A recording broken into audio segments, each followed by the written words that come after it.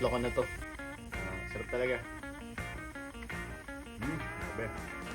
Ang i-feature natin ngayon ay ito, durian basketball. Bago ang lahat, salamat kay Uncle Netnet, kay Auntie Gaga at kay Benjo.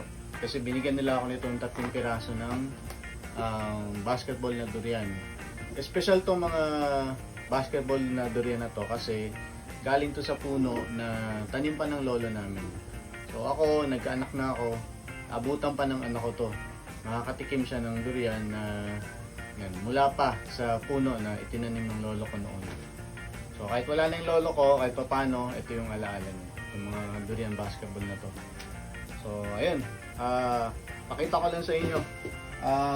Kaya siya basketball kasi ayun, parang siyang bola talaga. Bilog kasi. Ayan po. Ayan po siya. Bilog talagang shape nito.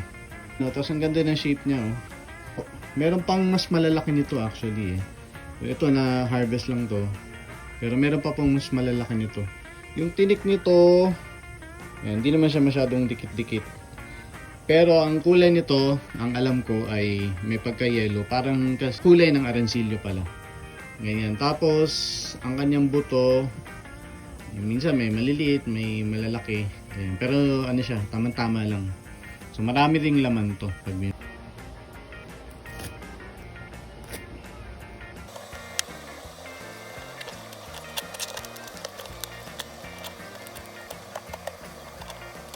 Buksan na natin. Okay. Ganda. Ayan, oh. Ito siya, oh. Formado yung mga buto niya. Kaya ang ganda. Nakakatakam din tingnan. Okay, sarap.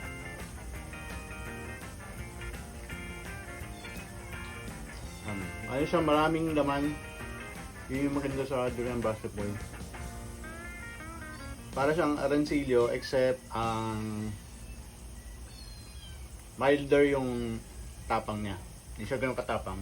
Siya na lang, isa pa. Pangatlo ko na to. Sarap talaga. Grabe. Okay siya. Ito na talaga. So, good night na lang po sa lahat. At ako si RNB na lagi nagsasabi, basta durian lover, sweet lover.